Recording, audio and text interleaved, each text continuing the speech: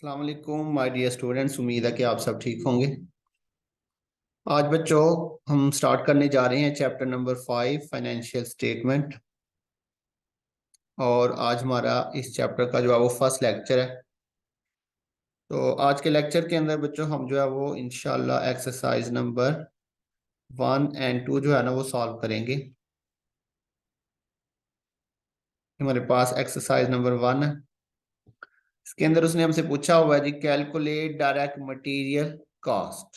हाँ जी बच्चों, तो फर्स्ट क्वेश्चन के अंदर हमें डायरेक्ट मटेरियल कॉस्ट जो है उसको कैलकुलेट करना है।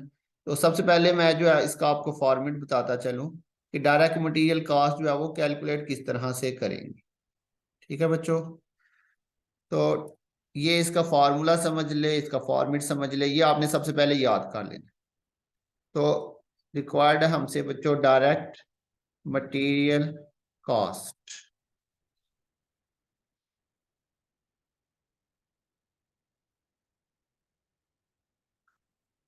जी बच्चों, डायरेक्ट मटेरियल कॉस्ट निकालने के लिए आपने सबसे पहले जो चीज लिखनी है वो आपने लिखना है जी रॉ मटेरियल ओपनिंग इन्वेंटरी।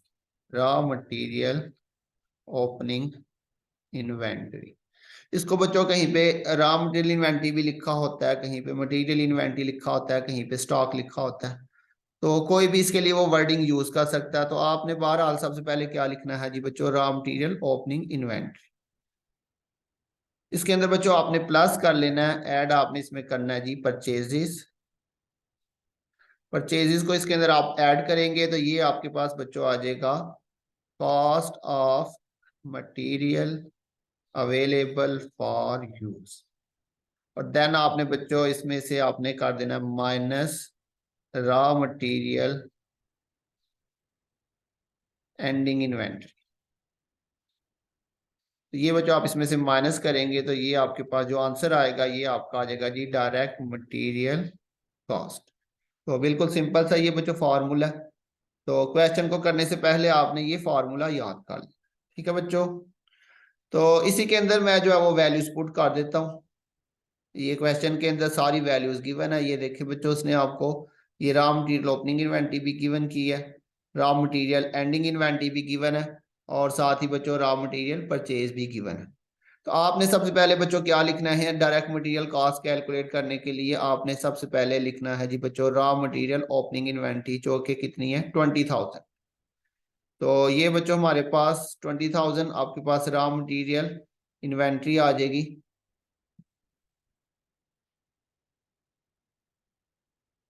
20,000।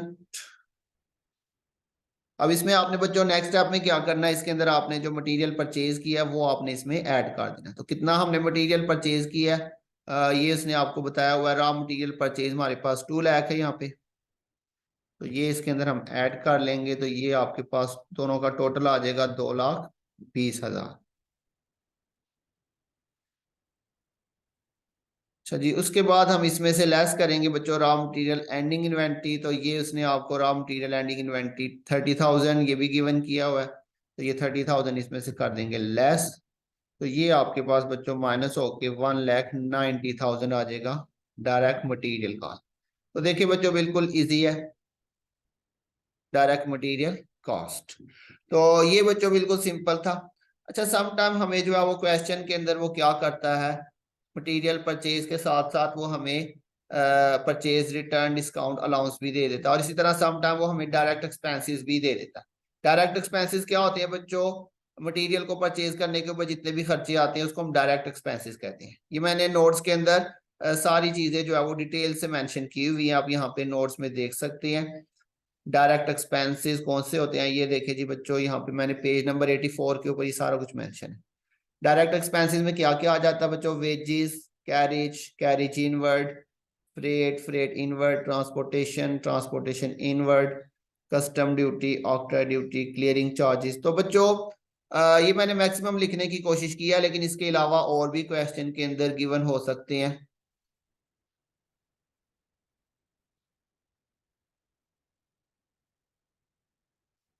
तो जो भी क्वेश्चन के अंदर बच्चों डायरेक्ट एक्सपेंसेस दिए होंगे उसे आपने क्या करना है, उसे आपने परचेजेस में प्लस कर लेना। और इसी तरह अगर कोई परचेज रिटर्न डिस्काउंट अलाउंस दिया है तो वो आपने उसमें से क्या कर देना है, माइनस।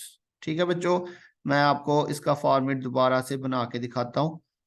अगर उसने आपको क्वेश्चन के अंदर डायरेक्ट एक्सपेंसेस या फिर जो है वो उसने आपको परचेज रिटर्न डिस्काउंट अलाउंस भी गिवन किया हो, तो देन आपने इसका फॉर्मेट कैसे बनाना है। Direct material cost. जी बच्चों, सेम उसी तरह से आपने क्या करना है, सबसे पहले रॉ मटेरियल ओपनिंग इन्वेंट्री आपने लेनी है। रॉ मटेरियल इन्वेंट्री ओपनिंग, इसके अंदर आपने बच्चों उसी तरह से प्लस कर लेना है परचेजेस को। अच्छा बच्चों, अब आपने क्या करना है यहाँ पे, अगर सवाल के अंदर उसने आपको रॉ मटेरियल ओपनिंग इन्वेंट्री दिया तो उसकी वैल्यू आपने बच्चों, और परचेज के साथ उसने आपको अगर जो है वो फर्दर रिटर्न डिस्काउंट अलाउंस वगैरह दिया है, आपने ओपनिंग इन्वेंट्री की वैल्यू यहाँ पे नेक्स्ट कॉलम के अंदर लिखनी है। ठीक है, यहाँ पे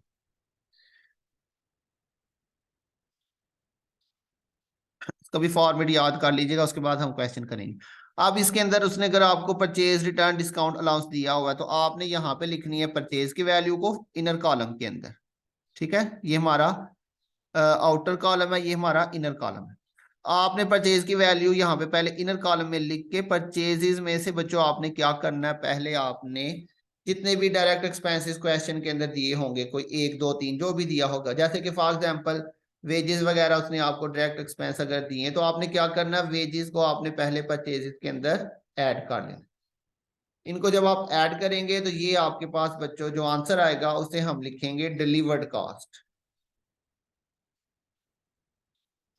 तो ये बच्चों अब आपके पास क्या चीज आ जाएगी, डिलीवर्ड कॉस्ट आ जाएगी। ठीक है, और देन इसके साथ ही अगर उसने आपको परचेज रिटर्न डिस्काउंट अलाउंस वगैरह भी दिया हुआ है बच्चों, यहाँ पे कोई भी डायरेक्ट एक्सपेंस हो सकता है जो मैंने अभी आपको पीछे पढ़ाया। तो अगर कोई भी उसने आपको कोई परचेज रिटर्न डिस्काउंट या अलाउंस कुछ भी दे सकता है, सम टाइम वो इकट्ठा दे देता है, सम टाइम वो ये अलग अलग भी मेंशन कर देता है। तो जो कुछ भी उसने आपको परचेज रिटर्न डिस्काउंट अलाउंस वगैरह मेंशन किया होगा वो आपने इसमें से क्या कर देना बच्चों, माइनस कर देना डिलीवर्ड कॉस्ट में से। एक भी हो सकता है, दो भी हो सकते हैं, तीन भी हो सकते हैं, जितने भी क्वेश्चन के अंदर गिवन होंगे वो सारे आपने यहाँ पे डिलीवर्ड कॉस्ट में से उसे क्या करना बच्चों, माइनस। इसको जब आप माइनस करेंगे तो ये जो आपका आंसर आएगा बच्चों, ये आपका कहलाएगा नेट परचेज। ठीक है बच्चों, अब आपने नेट परचेजेस को यहाँ पे आउटर कॉलम में ले जाना। तो ये पिछले सवाल में हमने बच्चों बस क्या किया कि बिल्कुल सिंपल था, इसके अंदर कोई परचेज के साथ रिटर्न डिस्काउंट अलाउंस वगैरह या डायरेक्ट एक्सपेंस गिवन नहीं थे। लेकिन अगर परचेज के साथ ये डायरेक्ट एक्सपेंसेस गिवन हो तो उसे आपने पहले परचेज के अंदर प्लस करना है और देन उसमें से रिटर्न डिस्काउंट अलाउंस अगर होगा तो उसे माइनस करेंगे। तो ये नेट परचेज अब आपने आउटर कॉलम में ले जाना। देन ये आपके पास ओपनिंग मटेरियल और ये नेट परचेज, ये दोनों जब ऐड होंगे तो ये आपका आंसर आएगा, और इसको हम यहाँ पे लिखेंगे cost of material available for use.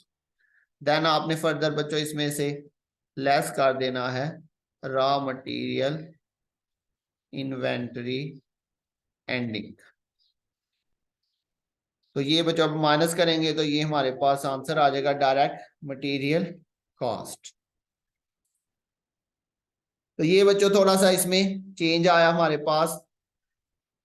First question में ये कुछ भी नहीं था दिया हुआ रिटर्न डिस्काउंट अलाउंस, तो ये इसके अंदर बच्चों ये चेंज आया, हमारे पास डायरेक्ट एक्सपेंस अगर होंगे वो ऐड करेंगे और रिटर्न वगैरह होगा तो वो माइनस करके नेट परचेज आएगा। उसके बाद उसी तरह से आपने ओपनिंग, पहले हमने रॉ मटेरियल ओपनिंग के साथ परचेज को डायरेक्टली प्लस किया था, लेकिन जब ये चीजें होंगी तो फिर आपने ये सारा कुछ प्लस माइनस करके रॉ मटेरियल ओपनिंग और नेट परचेज को यहाँ पे प्लस करना और उसके बाद एंडिंग को माइनस करना। इसको भी बच्चों आपने एक दफा जो है वो पहले याद कर लेना और उसके बाद जो है वो आपने क्वेश्चन को हल करना है। तो देखते हैं इसका सेकंड क्वेश्चन, एक्सरसाइज नंबर 2।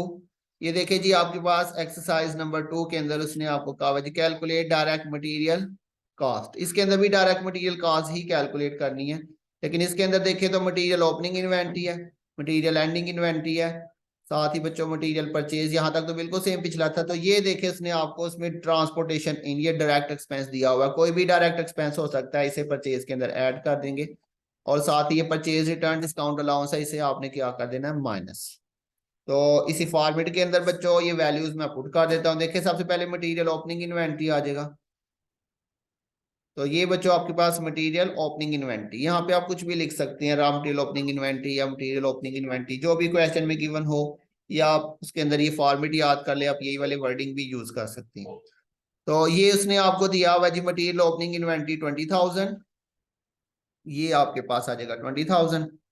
उसके बाद बच्चों परचेज आपने ये इनर कॉलम के अंदर लिखना है, ये आपका आउटर कॉलम है बच्चों, ठीक है। तो ये आपका बच्चों इनर कॉलम है, इनर कॉलम मतलब टेबल के अंदर, ये टेबल का फर्स्ट कॉलम है यहाँ पे, और ये आपका इनर कॉलम कहलाता है। तो ये आपने इनर कॉलम के अंदर मटेरियल परचेज की वैल्यू लिखनी है। अगर ये चीजें होंगी, अगर ये रिटर्न और डिस्काउंट वगैरह नहीं दिया हुआ, तो डायरेक्टली आपने परचेज को भी यहाँ पे लिखा, जैसे आपने फर्स्ट एक्सरसाइज में किया। अब यहाँ पे हम इसके अंदर परचेज के अंदर जो भी प्लस माइनस करना है वो इनर कॉलम में आपने करना है। तो ये देखिए जी, मटेरियल परचेज की वैल्यू उसने आपको दी है 4 लाख, ये 4 लाख आपके पास आ जाएगी मटेरियल परचेज। और इसके अंदर बच्चों यहाँ पे डायरेक्ट एक्सपेंसेस के अंदर उसने आपको जो यहाँ पे डायरेक्ट एक्सपेंस दिया हुआ है वो ट्रांसपोर्टेशन इन लिखा हुआ है। कोई भी आपके पास डायरेक्ट एक्सपेंस हो सकता है, एक भी हो सकता है और एक से ज्यादा भी हो सकता है। जैसे यहाँ पे उसने आपको ट्रांसपोर्टेशन इनवर्ड 10,000 गिवन किया हुआ है, तो ये आपके पास 10,000 आ जाएगा। दोनों का टोटल करेंगे तो ये आपके पास 4,10,000। और इसके साथ ही बच्चों परचेज रिटर्न डिस्काउंट अलाउंस वगैरह, ये देखे उसने आपको परचेज रिटर्न डिस्काउंट अलाउंस इकट्ठा ही आपको 4,000 उसने गिवन कर दिए। तो यहाँ पे जो भी आपके पास गिवन होगा, purchase return discount and allowance,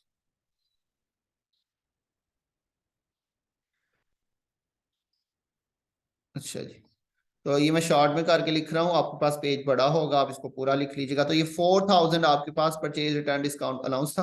अब ये 4,10,000 में से 4,000 माइनस करेंगे तो ये आपके पास 4,06,000 जो है, ये आपके पास बच्चों नेट परचेजेस की वैल्यू आ गई। अब देन आपने इसको ओपनिंग इन्वेंट्री के साथ प्लस करना है, तो ये आपके पास 4,26,000। और देन इसमें से बच्चों आपने रॉ मटेरियल एंडिंग इन्वेंट्री जो है उसे कर देना माइनस। ये देखिए जी, मटेरियल एंडिंग इन्वेंट्री कितनी है, 40,000 गिवन है, ये 40,000, ये आपने इसमें से कर देनी है लेस।